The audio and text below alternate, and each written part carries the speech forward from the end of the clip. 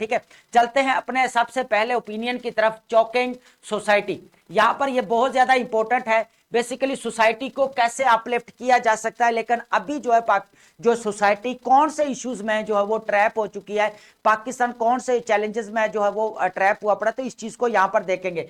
Pakistan perilous path, यहां पर देखा जाए पाकिस्तान एक तबाहकुन रास्ते के ऊपर है। इसके पीछे रीजंस क्या हैं आपको पता है कि अभी हम यहां पर डिस्कस करने वाले हैं। यहां पर अगर देखा जाए तो यहां पर कह ले कि अनप्रेसिडेंटेड चैलेंजेस फेस किए जा रहे हैं पाकिस्तान के द्वारा। यहां पर अगर देखा जाए बहुत इंपॉर्टेंट है, मल्टी फैक्टेड इश्यूज हैं, नाइटमेयर्स हैं जो पाकिस्तान को फेस करना पड़ रहे हैं। यहां पर अब बात करते हैं हाइब्रिड सिस्टम की। यहां पर हाइब्रिड रजीम आपको पता है कि 2018 के बाद जो है यहां पर पहले तो इनडायरेक्टली रोल था नॉन इलेक्टेड इंस्टीट्यूशंस का, अब डायरेक्टली हो गया। तो यहां पर हाइब्रिड सिस्टम जनरेट हुआ है पाकिस्तान के अंदर, तो ये काफी जो है पाकिस्तान को बैक स्लाइडिंग की तरफ लेके जा रहा है। इस चीज को भी यहां पर देखेंगे।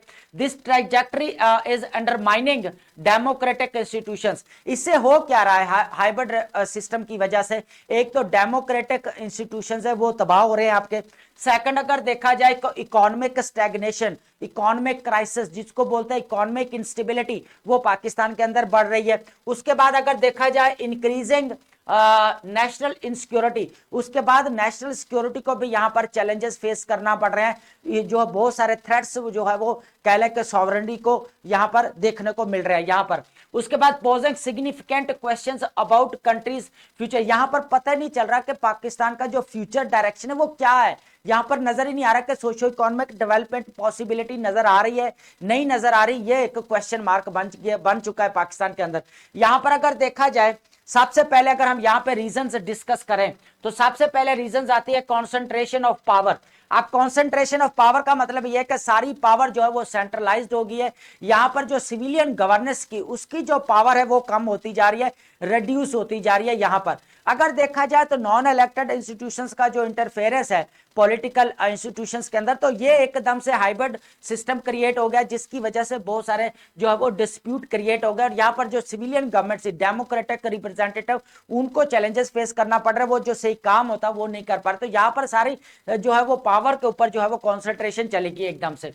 उसके बाद अंडरमाइनिंग जुडिशरी, आपको पता है 26th अमेंडमेंट जब पास की गई तो यहां पर अगर देखा जाए तो चीफ जस्टिस का जो है यहां पर जो है वो सो मोटो की पावर खत्म की गई, उनको सिलेक्ट कैसे करना है। यहां पर पार्लियामेंट्री स्टैंडिंग कमेटी के मेंबरान जो है वो अपना रोल प्ले करेंगे, वो भी इन शॉर्ट बोला जाए तो एग्जेक्टिव का रोल टोटली यहां पर जो है वो इंप्लीमेंट किया गया। अगर यहां पर देखा जाए मैं थोड़ा प्रीवियस की बात करूं, 18 अमेंडमेंट जो इंपावर करता का जुडिशरी इंडिपेंडेंस की, वो आज खत्म होती नजर आ रही है। ठीक है, यहां पर अभी 27th अमेंडमेंट आ रही है, उसके अंदर मजीद जो है फेडरल कॉन्स्टिट्यूशनल कोर्ट्स जो है बनाई जा रही हैं प्रोविंशियल लेवल के ऊपर जितने भी उसकी जो ट्रांसफर होगा जजेस का हाई कोर्ट के, वो सारा जो है एग्जेक्टिव के कंट्रोल में होगा। तो यहां पर अगर देखा जाए तो सुप्रीम कोर्ट का एक जो मेन कह ले के पिलर है स्टेट का, कि वो कैसे जो है रूल ऑफ लॉ को मेंटेन रखती है।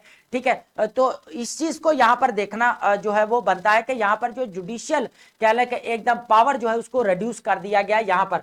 अब ये 27th अमेंडमेंट आ रही है, इसको भी देखते हैं। यहां पर 26 के अकॉर्डिंग तो ये चीज है रिस्की एक्सटर्नल एंगेजमेंट। यहां पर अगर देखा जाए फॉरेन पॉलिसी के अंदर पाकिस्तान, देखो पूरी दुनिया जो है वर्ल्ड ऑर्डर चेंज हो रहा है, पूरी दुनिया मल्टीपोलैरिटी मल्टीलैटरलिज्म की तरफ शिफ्ट कर रही है। पाकिस्तान ने भी जियो पॉलिटिक्स से जियो इकोनॉमी की तरफ अपनी पॉलिसी को शिफ्ट किया। यहां पर अगर देखा जाए तो पाकिस्तान चाइना के साथ भी जो है वो करना पड़ेगा, अपना रिलेशंस रखना पड़ेंगे। उसके बाद यूएसए के साथ भी, क्योंकि यूएसए और चाइना की आपस में बनती नहीं है, कंपेटिटर है, ट्रेड वॉर चल रही है इनके दरमियान, टैरिफ वॉर भी इनके दरमियान में रहती है। ठीक है, तो ये इंपॉर्टेंट है कि फॉरेन पॉलिसी का इन्फ्लुएंस बढ़ रहा है। यहां पर जो नॉन इलेक्टेड इंस्टीट्यूशंस है उनका रोल जो पॉलिसीज के अंदर बढ़ रहा है, तो यहां पर ये काफी जो प्रॉब्लम है कि नेशनल इंटरेस्ट की जो खातर काम करना चाहिए, नेशनल इंटरेस्ट को सामने रखते हुए, ठीक है, यहां पर काम होना चाहिए, वो चीज नजर नहीं आती। यहां पर अगर देखा जाए एलीट टेस्ट, यहां पर अगर बात की जाए तो पूरा सिस्टम जो है वो एलीट कैप्चर्ड, आप कह सकते हैं कि elite captured economy, elite captured resources, elite captured politics,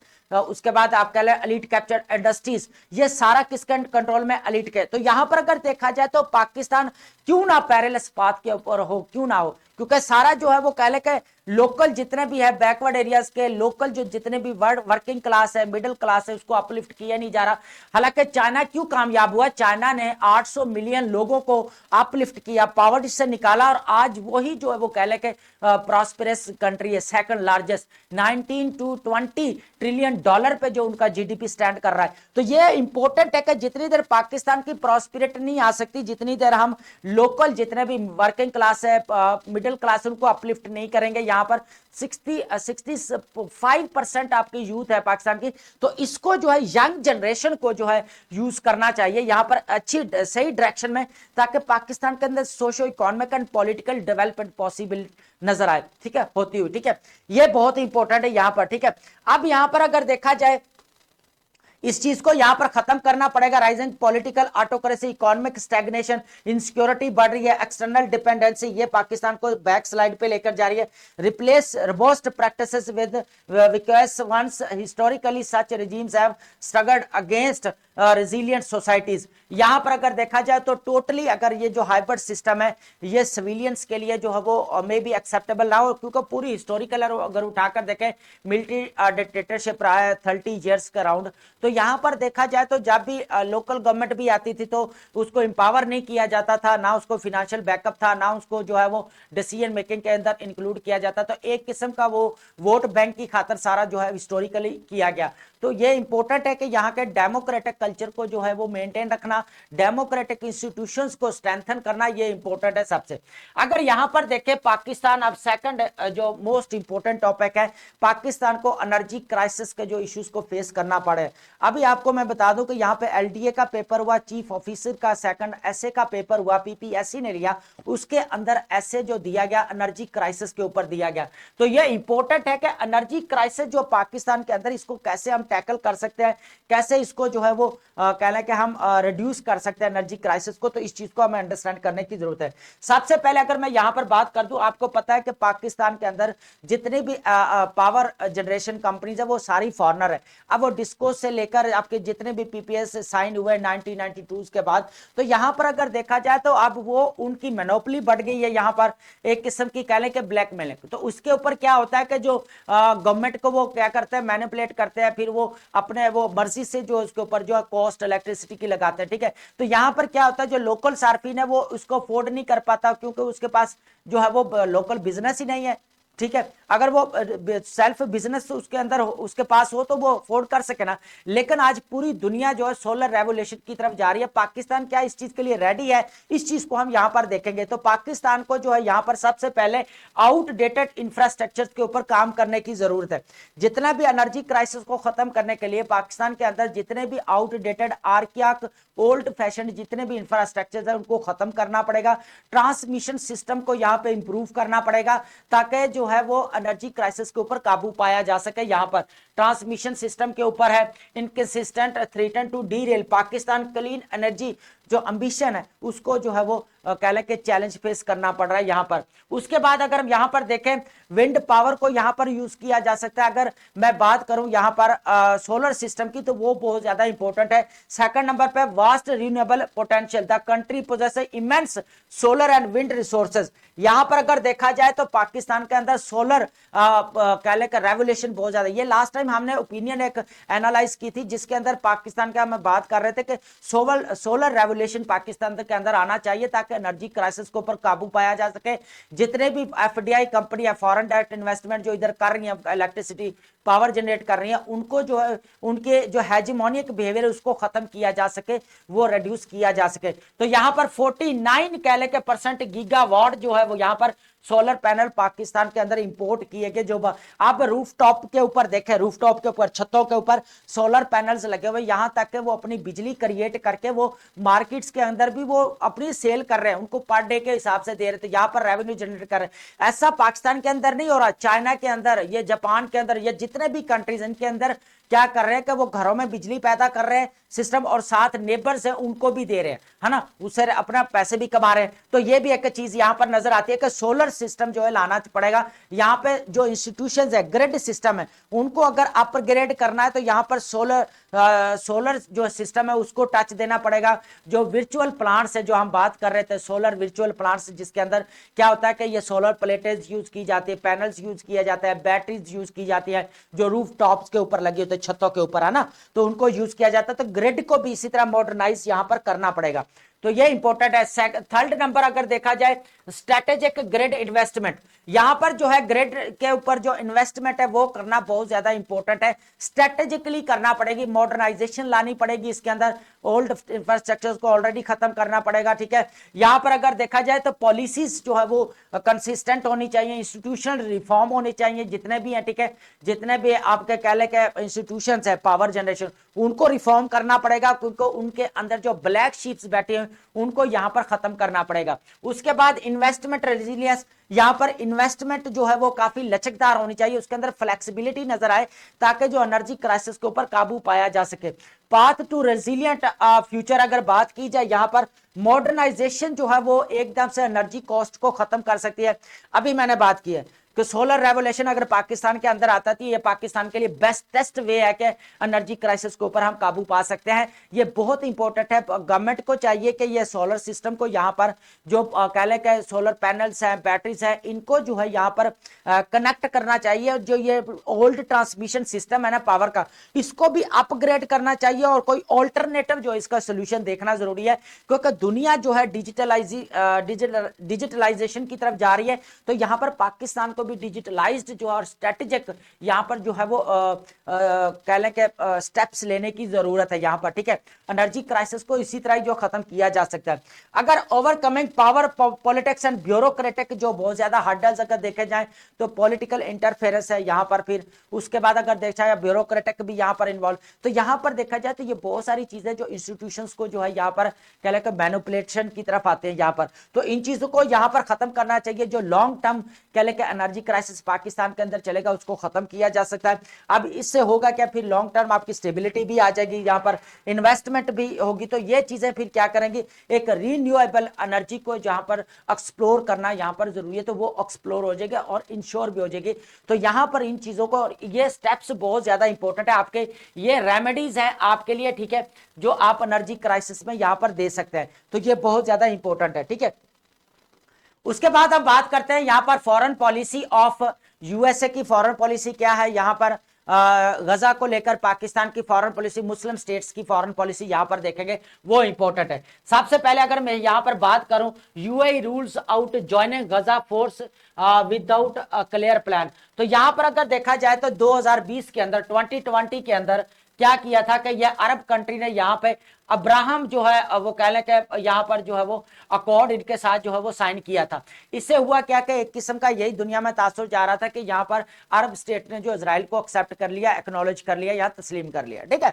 अब हुआ क्या यहाँ पर कि यहाँ पर आप बनने जा रही है इंटरनेशनल स्टेबलाइजेशन फोर्स, और यहाँ पर जो है वो 20 लाख जो यहाँ पर ट्रूप्स होंगे फोर्स के अंदर, है ना। लेकिन यहाँ पर इजराइल ने जो टर्की की इन्वॉल्वमेंट को यहाँ पर जो है रिजेक्ट कर दिया कि टर्की को जो है यहाँ पर फोर्स के अंदर नहीं होना चाहिए, ठीक है, इजराइल ने। दूसरा यह है कि जो यूएई है उसने क्या किया, यहां पर जो है अपने प्लान में कोई क्लियर जो करना होता है ना कि हमने इंटरनेशनल स्टेबलाइजेशन फोर्स को ज्वाइन करना है, वो बिल्कुल भी यहां पर नजर नहीं आता। इसी तरह लगता है कि यूएई जो है इंटरनेशनल स्टेबलाइजेशन फोर्स का हिस्सा नहीं बनेगी। तो यहां पर अगर यूएई का स्टांस तो यही है कि वो बिल्कुल भी जो है वो फोर्स का जो हिस्सा नहीं बनने जा रही। तो ये एक न्यू चैलेंज है कि पहले उन्होंने इब्राहिम कोड को साइन किया, अब जो है वो इंटरनेशनल स्टेबलाइजेशन फोर्स को जो यहाँ पर ज्वाइन नहीं करना जा रहे।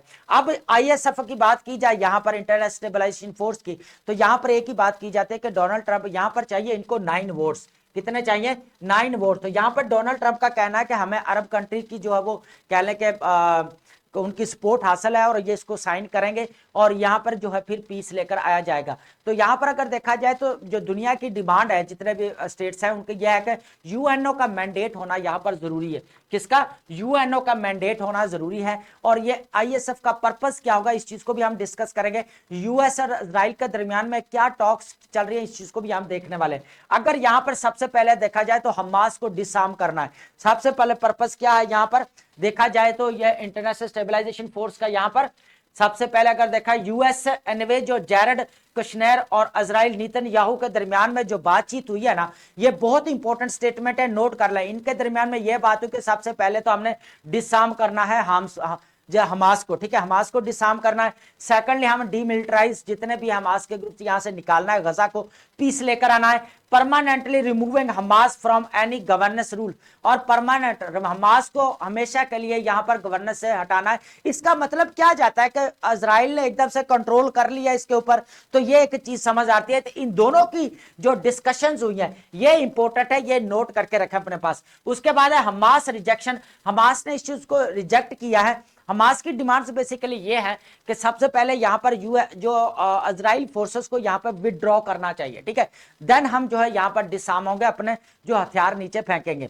तो ये इंपॉर्टेंट अभी डिबेट चल रही है, अभी इंटरनेशनल स्टेबलाइजेशन फोर्स के ऊपर जो भी कह लें कि रेजोल्यूशन पास होगी, अभी यूएन मैंडेट बनेगा, कौन कौन से कंट्रीज इसके अंदर आएंगे, अभी सारी चीजें जो है होना पेंडिंग में, ठीक है। अब बात करें टैरिफ, आपको पता है कि पूरी दुनिया जो है इस तरफ जो है टैरिफ वॉर में घिरी हुई है। अगर आप यहां पर देखें जहां पर यहां पर यूएसए और इंडिया को दे रहे हैं टैरिफ वॉर चल रही है अभी। मैंने इसके ऊपर एक कंप्लीट लेक्चर भी दिया हुआ करंट अफेयर और पाकिस्तान अफेयर की सीरीज के अंदर। उसके बाद यहां पर जो है यूएसए और चाइना के दरमियान में टैरिफ वॉर भी रही है, ट्रेड वॉर भी रही है।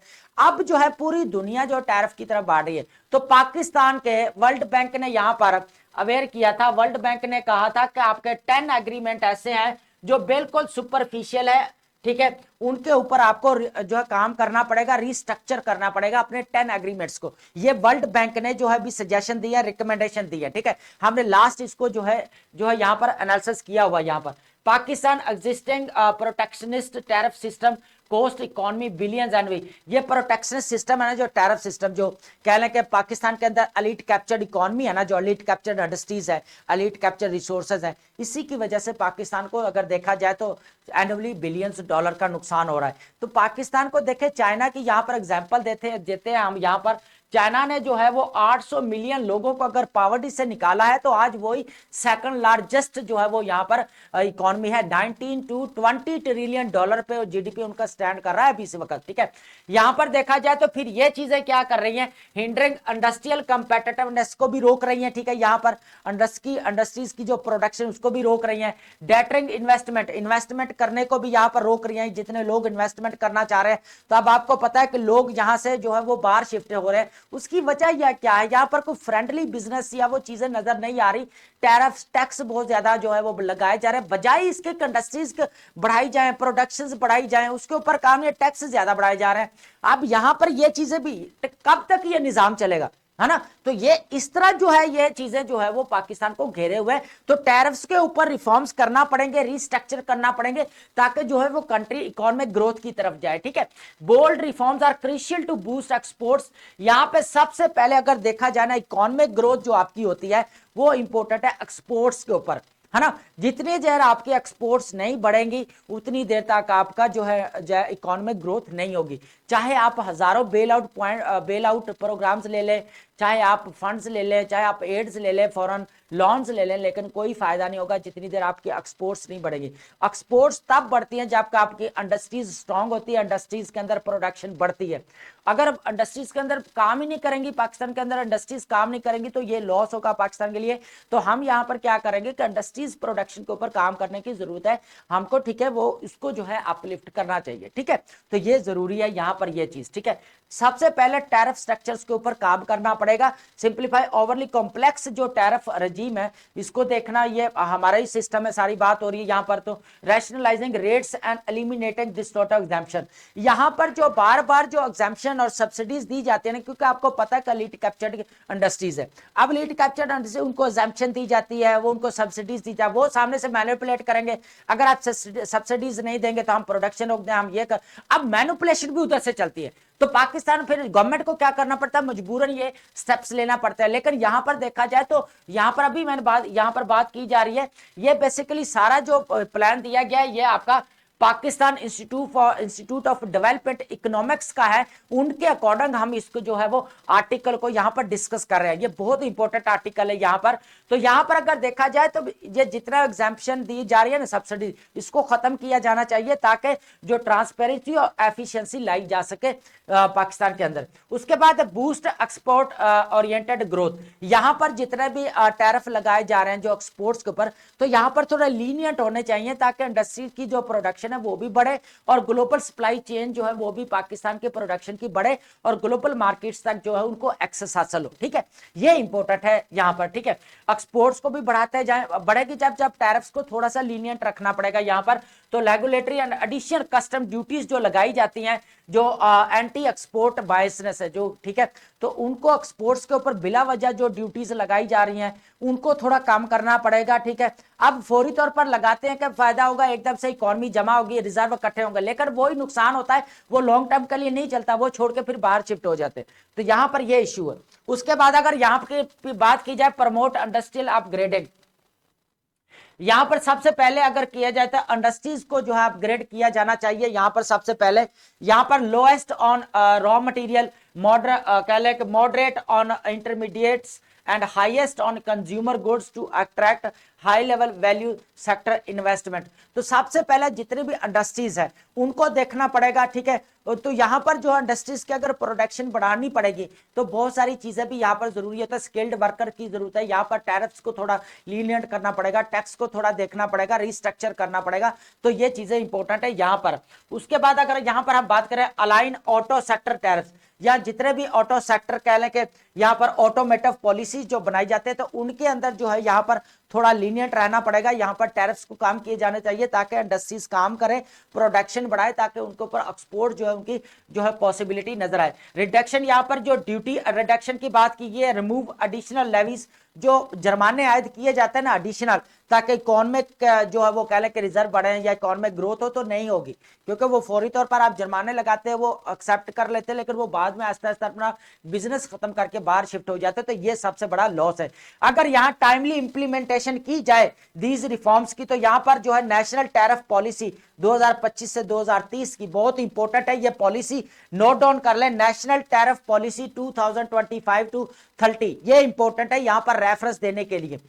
could increase exports 10 to 14% जो है ये आपके एक्सपोर्ट को बढ़ा सकते हैं, इन्फ्लेशन को रिड्यूस कर सकते हैं, reshape Pakistan economic trajectory for decades, और तो एकदम से पाकिस्तान की इकोनॉमी को भी रीशेप कर सकते हैं। तो इसको प्रॉपर इंप्लीमेंटेशन होना चाहिए और टाइमली होना चाहिए ताकि जो है क्या किया जा सके, एक्सपोर्ट्स को यहाँ पर बढ़ाया जा सके। ये बहुत ज्यादा इंपॉर्टेंट है। और नेशनल टैरिफ पॉलिसी 2025 टू 30 तक ये बहुत इंपॉर्टेंट है, नोट कर ले इसको। अब बात करते हैं बियॉन्ड अडॉप्टेशन। आपको पता है कि पाकिस्तान जो है यहाँ पर कह लें कि एग्रीकल्चर जो कह लें कि डिजास्टर है वो बहुत ज्यादा आपको चैलेंज फेस करना पड़ रहा है पाकिस्तान को। आपको पता है नेचुरल डिजास्टर ने पाकिस्तान की जो कह लेना कि रीढ़ की हड्डी होती है वो तोड़ के रखते हैं। अब होता क्या कि 2022 के अंदर इतना फ्लड आता है, मूनसून जो बारिशें आती हैं उसकी वजह से बहुत सारा एग्रीकल्चर सेक्टर, लाइव स्टॉक यहाँ पर तबाह होकर रह जाता है।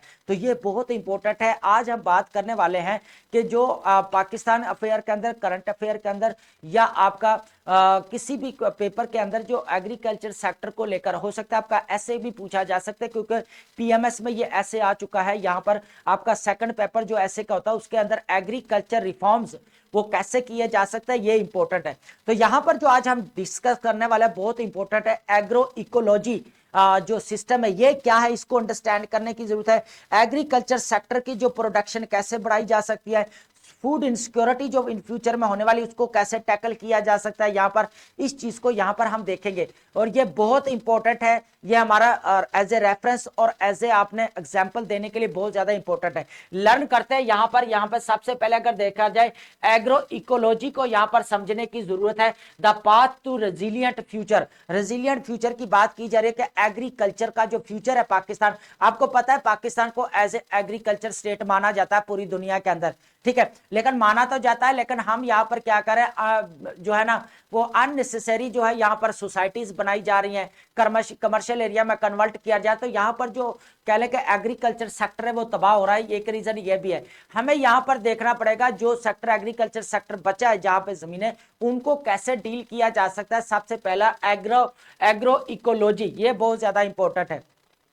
एग्रो इकोलॉजी बेसिकली ये होता है कि एग्रीकल्चर को इकोसिस्टम को आपस में कनेक्ट कर दिया है। मौसमियाती जो तब्दीली होती है उसके अकॉर्डिंग एग्रीकल्चर को लेकर चलना पड़ेगा। यहाँ पर एग्रो इकोलॉजी जो है एक इकोलॉजिकल अप्रोच है जो हर जगह पे अप्लाई हो सकती है एग्रीकल्चर के सेक्टर के अंदर, ठीक है, एग्रीकल्चर सेक्टर के अंदर, ठीक है। ये बहुत ज्यादा इंपॉर्टेंट है, ये इनोवेटिव जो कह लें कि अप्रोच है और ये बहुत कॉम्प्रिहेंसिव अप्रोच है, ठीक है। पाकिस्तान को ये अडॉप्ट करना पड़ेगा ताकि फूड इनसिक्योरिटी का जो मसला है, चैलेंज है, उसको खत्म किया जा सके।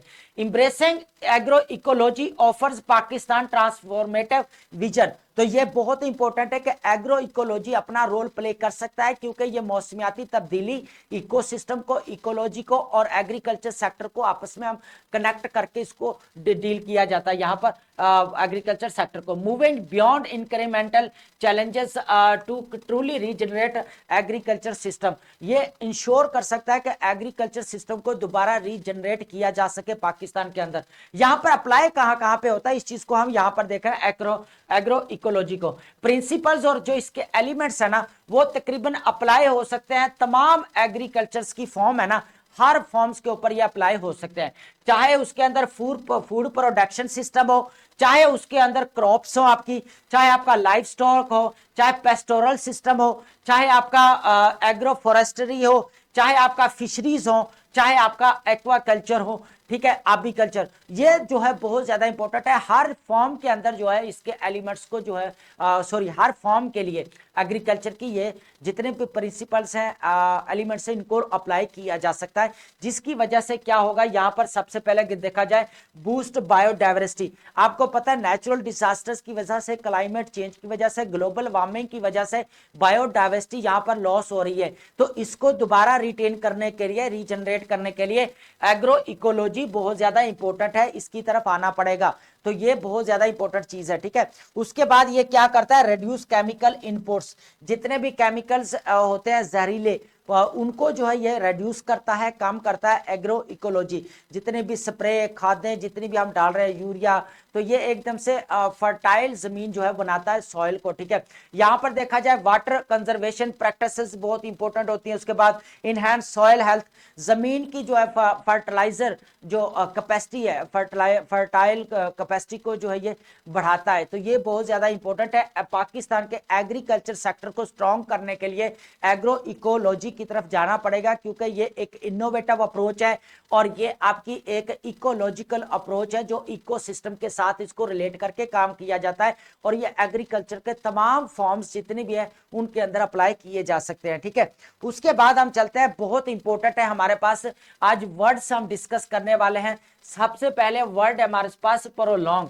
प्रोलॉन्ग किसको बोला जाता है, एक्सटेंडेड और कंटिन्यूइंग फॉर लॉन्ग टाइम, एक लंबे अरसे तक किसको बोला जाता है। डिजिडेंट का मतलब होता है one who oppose official policy, वो जो क्या करता है, बगावत करता है, जो पॉलिसीज को नहीं मानता, उसको बोला जाता है। अम्ब्रेस का मतलब है किसी चीज को एक्सेप्ट करना, गले लगा लेना, टू एक्सेप्ट और अडॉप्ट विलिंगली। स्क्वेस्टरेशन का मतलब होता है आइसोलेशन में चले जाना, कॉन्फिस्केशन बाय अथॉरिटी, ठीक है, अलैदगी इख्तियार कर लेना या जब्ती कर लेना। इंक्रीमेंटल का मतलब होता है gradual, increasing, step by step जो बढ़ती रहे। इंट्रेंचिंग का मतलब होता है यहाँ पर जुड़ा हुआ ना, क्या होना, जुड़ा हुआ ना, एस्टेब्लिश्ड फर्मली, मेकिंग अनचेंजेबल, ठीक है, पुख्ता होना, मजबूत होना, गहरी जड़ें होना। यहाँ पर एक यूज किया गया है, यहाँ पर प्रूवर भी कह, ईडीएम भी कह सकते हैं, बहुत ज्यादा इंपॉर्टेंट है। Last straw to break the back of the crawling camel, इसका मतलब होता है फाइनल बर्डन और इवेंट दैट कॉजेस कोलैप्स, जो फाइनल बोझ होता है या कह ले कोई इवेंट होता है जो क्या था, तबाही की वजह बनता है। तो यहाँ पर देखा जाए वो आखिरी चोट या बोझ जो सब्र का पैमाना लबरेज कर दे, तो उसको बोला जाता है। ये बहुत ज्यादा इडियम इंपॉर्टेंट है, नोट कर ले। फ्यूरी का मतलब होता है एक्सट्रीम एंगर, बहुत ज्यादा गुस्से में होना। ऑजिलेट का मतलब होता है टू स्विंग इजीली या कंट्रोल, जिसको जो है यहाँ पर to swing back and forth waver, एकदम से झूलना, ठीक है, दो राय में आना। उसके बाद डोसाइल का मतलब होता है, ऑसिलेट का मतलब फ्लैक्चुएशन भी हम कह सकते हैं, यहाँ पर अप्स एंड डाउन्स होते रहते हैं। जो डोसल का मतलब होता है यहाँ पर ओबीडियंट होना, ठीक है, फर्माबदार होना, ठीक है। उसके बाद अगर देखा जाए ताबे होना। सर्विलिटी का मतलब होता है यहाँ पर excessive willingness to serve the please others, दूसरों को कह ले के सर्व करना, चापलूसी करना, मेहमान नवाजी भी हम कह सकते हैं यहाँ पर। गुलामाना ज्यादा अगर बोला जाए तो अतात करना, इसको बोला जाता है। क्लेप्टोक्रेट्स का मतलब होता है करप्ट लीडर को बोला जाता है। क्या बोला जाता है? क्लेप्टोक्रेट्स, बहुत इंपॉर्टेंट वर्ड है क्लेप्टोक्रेट्स, करप्ट लीडर्स को बोला जाता है। पैरानोया, पैरानोया का मतलब होता है एक्सट्रीम डिस्ट्रस्ट, इरेशनल फियर, जो क्या करता है, शको शुभात की बीमारी को बोला जाता है। स्टैग्नेशन आपको पता ही है कि लैक ऑफ एक्टिविटी या प्रोग्रेस, एक जगह जमूद होकर रह जाना, ठीक है, एक जगह पे स्टैंड कर जाना। मफिल्ड का मतलब होता है म्यूटेड, चुप हो जाना, अपनी आवाज को बंद करना। डिस्प्रोपोर्शनेट का मतलब होता है नॉट बैलेंस, बैलेंस ना होना, गैर मुतनासिब होना, ठीक है। अनइक्वेकल का मतलब होता है क्लियर, वाजे को बोला जाता है, ठीक है। अनमिस्टेकेबल, अनमिस्टेकेबल जो गलती से ना हो। लिविंग नो डाउट, दो टोक, वाजे नजर आना। वेहेमेंटली का बोला जाता है परजोश तरीके से, ठीक है, जोरदार अंदाज के अंदर, शिद्दत के साथ। तो ये हमारे वर्ड्स हैं, इंपॉर्टेंट है, इसको नोट करते जाएं, ठीक है, ताकि आप अपनी वोकैबुलरी को बढ़ाते जाएं। मेन एग्जाम के अंदर बहुत ज्यादा इंपॉर्टेंट है वोकैबुलरी